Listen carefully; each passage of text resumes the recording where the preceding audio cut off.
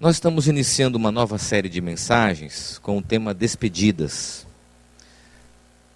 Deixando para trás o que nos impede de seguir. Eu tenho percebido ao longo desses últimos anos de ministério pastoral, me relacionando com pessoas, que há uma enorme dificuldade das pessoas com o passado, de deixarem para trás sentimentos, hábitos que experimentaram, para viverem coisas novas. Agora, essa dificuldade de se despedir de coisas que são necessárias nos despedirmos, de fato, ela se mostra muito na forma em que nós vivemos. E aqui eu quero então introduzir o tema da mensagem de hoje, que diz respeito à despedida do passado. Embora a gente viva uma cultura que celebra novidades, tecnologias, viagens, experiências sensoriais. A gente vive coisas que os nossos pais não viveram, não é verdade? Nós temos possibilidades de experimentar coisas que a maioria das pessoas não experimentaram há 10 anos atrás. E a cultura atual, ela diz que a felicidade e o significado das coisas, preste bem atenção, está tão somente nas experiências das coisas novas, futuras. Então gera esse desejo no coração contínuo de sempre buscar o novo como solução, sem tratar do passado, sem olhar para as coisas que estão atrás e sem pensar na possibilidade de se despedir dessas coisas do passado. Porque muitas pessoas têm dificuldades de lidar com o passado. Pessoas que têm cordões, vínculos com coisas que aconteceram lá atrás. Se tornam reféns desses sentimentos, dessas experiências que privam ela de experimentar coisas novas, mas que também dão a ela uma compreensão equivocada de que a cura vem tão somente em experimentar coisas novas, sem olhar para a restauração, para o perdão, para a cura e para a despedida de coisas que nós precisamos nos despedir do passado. Ok? A mensagem de hoje eu queria fazer esse convite, uma reflexão de como é importante nos despedirmos do passado, principalmente me referindo a certas experiências e sentimentos que nós vivemos. Então eu quero ler com você o texto de 2 Coríntios, capítulo 5, do versículo 16 ao versículo 21. O apóstolo Paulo, ele está escrevendo essa carta e no capítulo 4, no capítulo 5 especialmente, e no texto que nós vamos ler, Paulo, ele descreve a sua autojustificação como apóstolo. Então ele vai gastar um tempo dizendo o porquê do seu apostolado, de como Cristo o tornou apóstolo e de como a reconciliação nasce no coração de Deus na direção do ser humano. E no texto que nós vamos ler, Paulo vai falar sobre esse movimento de Deus na direção do ser humano, mas também conectado à sua própria experiência de vida.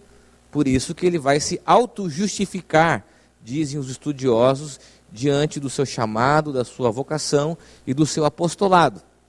Então são dois temas presentes no capítulo 5, que são o pano de fundo para a gente compreender a leitura desse texto. Ok? O apóstolo Paulo escreve essa carta, ele está se auto-justificando e está também dizendo desse movimento de Deus de reconciliar a humanidade, os seres humanos a partir de Cristo. E o texto diz o seguinte: por isso, daqui em diante, não vamos mais usar regras humanas quando julgarmos alguém. E se antes de nos termos tornado cristãos, julgamos Cristo de acordo com regras humanas, agora não mais fazemos isso. Quem está unido com Cristo é uma nova pessoa. Acabou-se o que era velho e já chegou o que é novo. Tudo isso é feito por meio de Deus, o qual, por meio de Cristo, nos transforma de inimigos em amigos dele. E Deus nos deu a tarefa de fazer com que os outros também sejam amigos dele. A nossa mensagem é esta: Deus não leva em conta os pecados dos seres humanos e por meio de Cristo, Ele está fazendo com que eles sejam seus amigos. E Deus nos mandou entregar a mensagem que fala da maneira como Ele faz com que eles se tornem seus amigos. Portanto, estamos aqui falando em nome de Cristo, como se o próprio Deus estivesse pedindo por meio de nós. Em nome de Cristo, nós pedimos a vocês que deixem que Deus os transforme de inimigos em amigos dele. Em Cristo não havia pecado, mas Deus colocou sobre Cristo a culpa dos nossos pecados para que nós, em união com Ele, vivamos de acordo com a vontade de Deus. Diante desse texto, dessa carta que Paulo escreve, a gente pode considerar três coisas. A primeira delas, a não usarmos as regras humanas para julgarmos qualquer pessoa pelo seu passado. Vou repetir isso. Não julgue e não use, as regras humanas para julgar qualquer pessoa pelo seu passado. O versículo 16 diz assim: por isso, daqui em diante, não vamos mais usar regras humanas quando julgarmos alguém. E se antes de nos termos tornado cristãos, julgamos Cristo de acordo com as regras humanas, agora não mais fazemos isso. Os comentaristas dizem, preste bem atenção aqui comigo, que Paulo, ele talvez esteja dizendo sobre ele mesmo em dois aspectos. Primeiro, ele talvez tenha feito isso. Ele julgou pessoas por regras humanas. Se a gente olhar para a vida de Paulo, a gente vai perceber que Paulo foi alguém que perseguiu os cristãos. Ele era tido como grande perseguidor dos cristãos na origem da igreja, nesse movimento inicial da comunidade cristã. Paulo era alguém que as pessoas olhavam para ele e atrelavam o passado dele à imagem dele atual. Paulo tinha essa dificuldade constantemente na comunidade de tratar do seu passado e dizer o seguinte: olha, aquele Paulo não existe mais. Não é isso, o meu ministério é a partir de Cristo, é Cristo que me chama. E ele se identifica dizendo: olha, eu já fiz isso.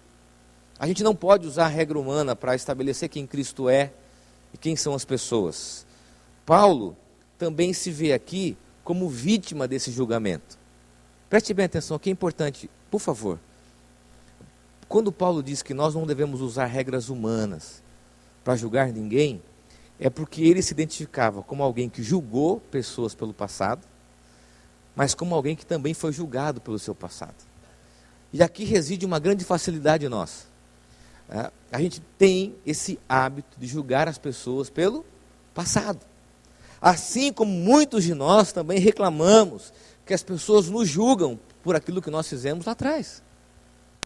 Eu diria, quando a gente estuda um pouco a história do comportamento, principalmente aqui na América Latina, alguns estudiosos vão dizer que na cultura latino-americana é muito comum nós julgarmos as pessoas pela aparência. E pior, a gente atribui à imagem delas o erro que elas cometeram. E nós atrelamos essa imagem aos erros das pessoas. Então, eu diria que nós somos especialistas em acusar pessoas pelo passado.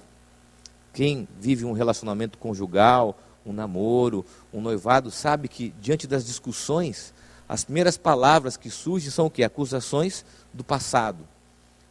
A gente estabelece esse julgamento. Segundo, a gente, embora tenha habilidade de acusar as pessoas pelo passado que elas viveram, nós nos ressentimos quando as pessoas fazem isso com a gente. Entende? É como se você fosse um acusador e um defensor de si mesmo diante dessa regra humana, que nos faz pensar o seguinte: muitos de nós somos julgados pelo nosso passado, assim também como julgamos os outros pelo passado. São pessoas que são presas pelo estigma do passado e acabam sendo definidas pelo que fizeram. E algumas passam anos tentando provar que esses estigmas e o que as pessoas pensavam dela estavam errados. E acabam se tornando refém desse sentimento.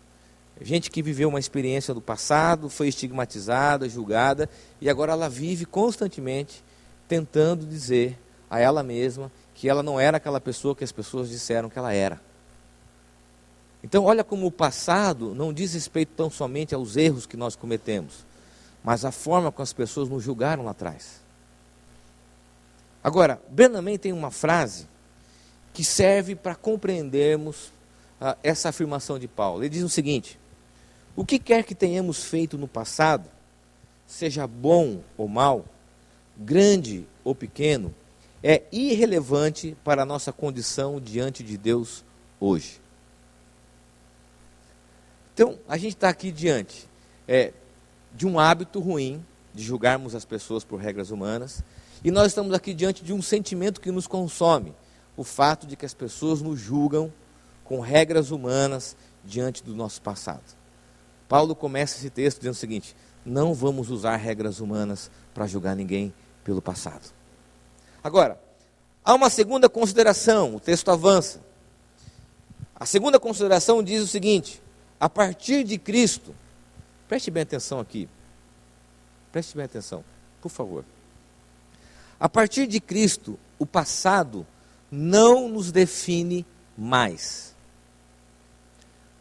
É muito importante você ouvir isso, que a partir de Cristo, o passado não nos define mais.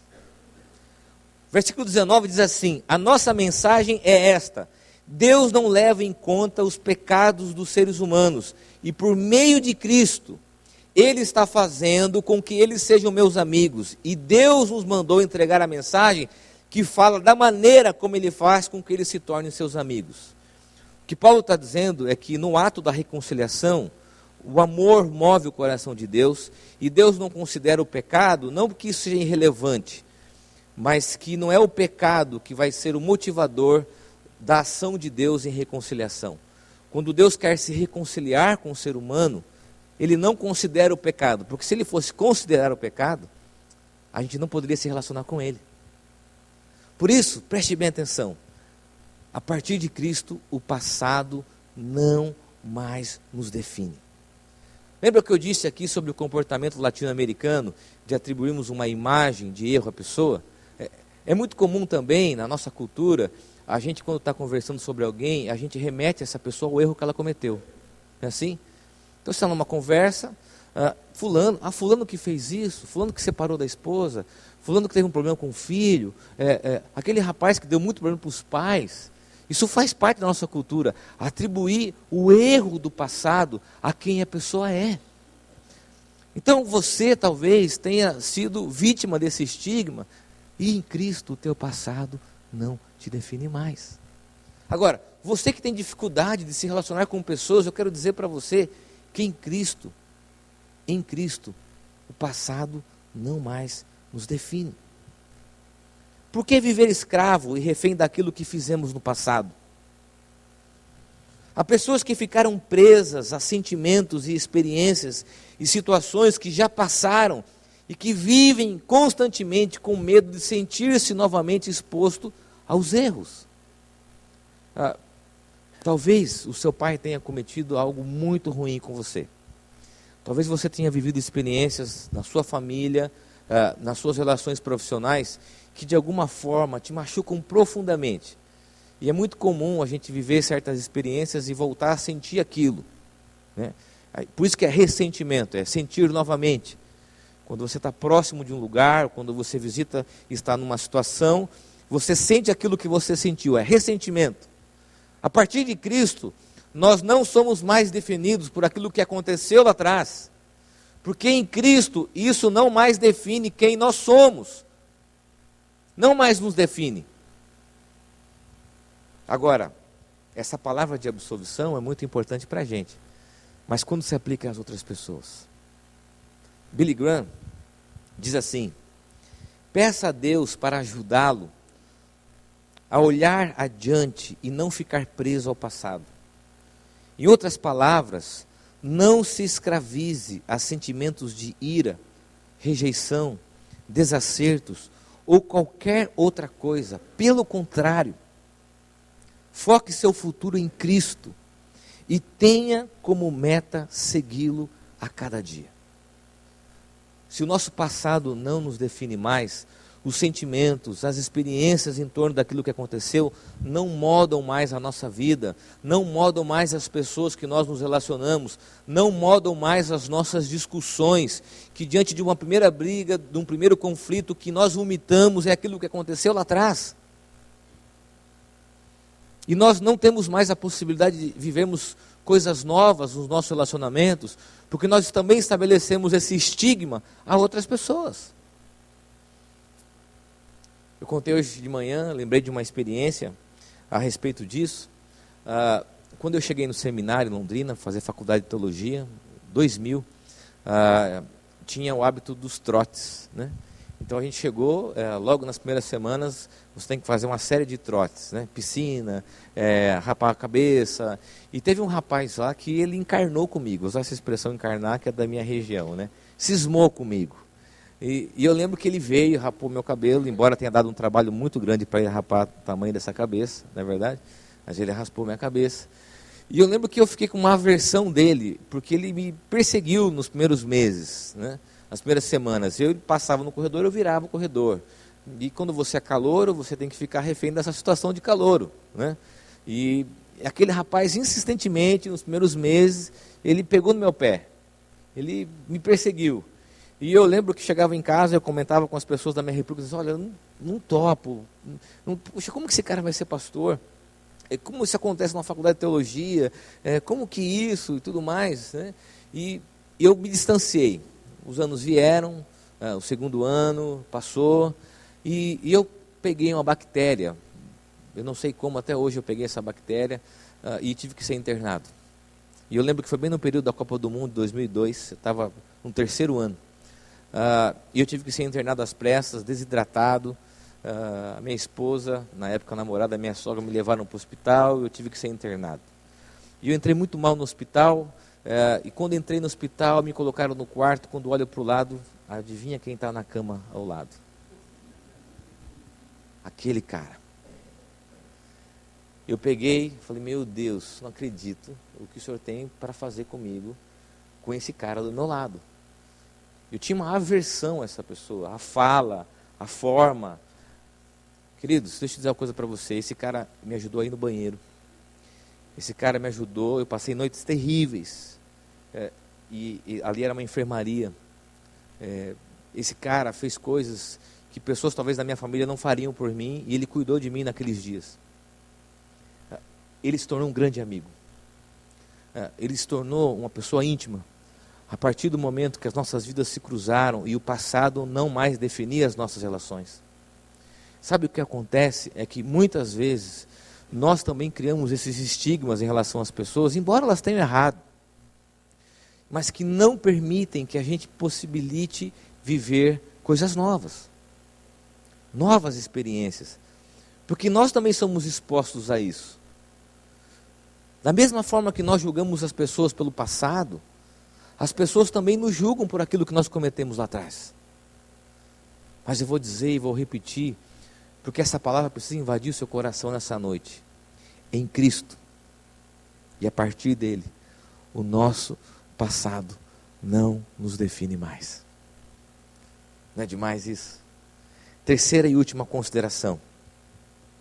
E aqui nós temos a semente, a semântica do texto. Paulo diz assim, em Cristo, tudo se faz novo. Tudo se faz novo. Versículo 17 diz assim, quem está unido com Cristo é uma nova pessoa, acabou-se o que era velho, e já chegou o que é novo. Os estudiosos dizem que essa expressão nova pessoa remete a uma nova existência, uma nova criação, não mais contaminada pelo pecado. Mas é interessante que Paulo faz uma alusão a algo velho. Você parou para pensar o que Paulo quer dizer quando ele diz assim, acabou-se o que era velho? Essa expressão velho remete aqui, segundo os estudiosos, à vida de Paulo. Paulo está dizendo também, e está se expondo, porque ele era uma pessoa julgada pelo seu passado. E quando ele diz que em Cristo nós somos uma nova pessoa e acabou-se o que era velho, ele está dizendo que ele também, a sua própria experiência de vida, olhando para aquilo que ele fez, para as coisas erradas que ele cometeu no seu passado, aquilo é velho, aquilo se perdeu no tempo, ele não pode ser mais definido por aquilo, porque aquilo passou. E o texto continua, e já chegou o que é novo. A afirmação de Paulo aponta para uma nova esfera da existência, para uma nova vida em Cristo, não mais pautada pelos erros, pelo julgamento da aparência, pelos seus estigmas, pelos seus sentimentos, pelas suas experiências, mas para uma nova natureza a partir de Cristo. John Stott, comentando sobre isso, diz o seguinte: o novo nascimento é uma mudança profunda, interior, radical, realizada pelo Espírito Santo, em nossa personalidade humana, que nos concede um novo coração e uma nova vida, e nos faz uma nova criatura. O que isso se aplica à nossa vida?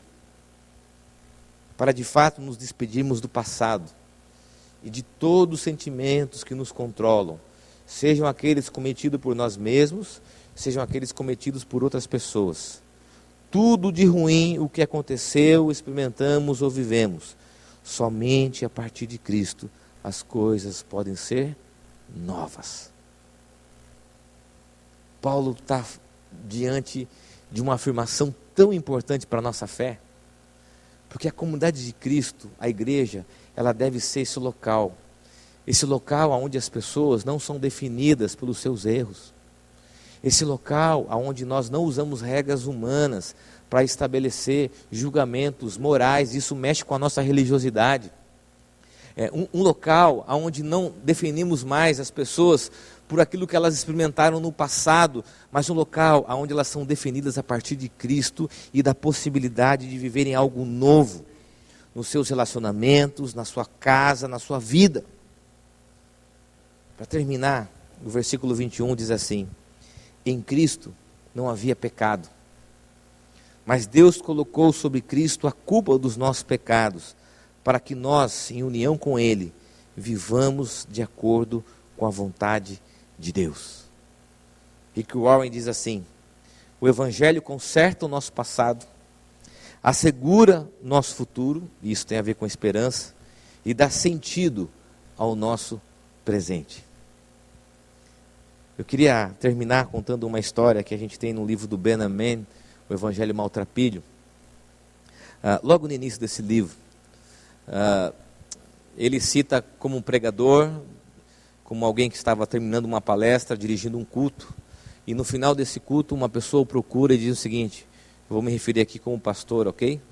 Dependendo da tradução, você tem pastor, ou você tem preletor ou pregador no livro. E essa pessoa procura o pastor e diz o seguinte: pastor, eu estava orando na minha casa e eu contemplei a presença de Jesus, eu vi Jesus. Aquele palestrante então diz assim: ok, legal, meio que duvidoso, dizendo assim: ok, beleza. Passou-se mais uma semana, num outro culto, esse rapaz procura o pregador, diz o seguinte: pastor, eu estava orando e na minha oração eu contemplei a presença de Jesus. Aquele pastor já um pouco impaciente diz: tá bom, que legal, hein, maravilha. Passou mais uma semana, essa pessoa volta e diz assim: pastor, eu estava orando e eu contemplei a presença de Jesus. E aquele pregador já um tanto quanto impaciente disse: ok, tá bom, você falou com Jesus, você viu ele, então faz um favor para mim, pergunta para ele o que eu fiz no meu passado. Como se fosse uma pegadinha. Pergunta para ele o que eu fiz. Aquele homem então, ok, passou uma semana, aquele homem volta para aquele local, procura o pregador e diz: pastor, eu estava num tempo de oração, e nesse tempo de oração eu contemplei a presença de Jesus. Você contemplou a presença de Jesus e você perguntou o que eu havia dito a você? Sim, eu perguntei. E qual foi a resposta de Jesus? Aquele homem então vira-se para o pregador e diz: ele diz que não se lembra mais. Ele não se lembra mais, porque em Cristo não é mais o nosso passado que nos define, mas aquilo que nós somos a partir dele. Eu não sei o que você cometeu de erro no seu passado, quantas pessoas você feriu, quantas experiências e sentimentos você teve, mas a comunidade de fé, a vida da igreja, E a mensagem de Cristo não nos permite sermos definidos por aquilo que nós fizemos. Agora, tem uma parte mais difícil. Nós somos absolvidos em relação ao passado. A parte difícil é nós absolvermos os outros, porque nós também condenamos as pessoas por aquilo que elas fizeram no passado. Então o convite, a despedida do passado, diz respeito a olharmos para Cristo como aquele que pode nos dar uma nova vida, uma nova criação, porque as coisas velhas, a forma que as pessoas nos definiam, a maneira que elas olhavam para nós, não mais nos definem.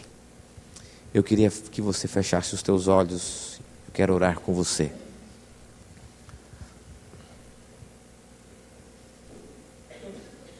É preciso se despedir do passado. Claro que existem coisas boas no passado.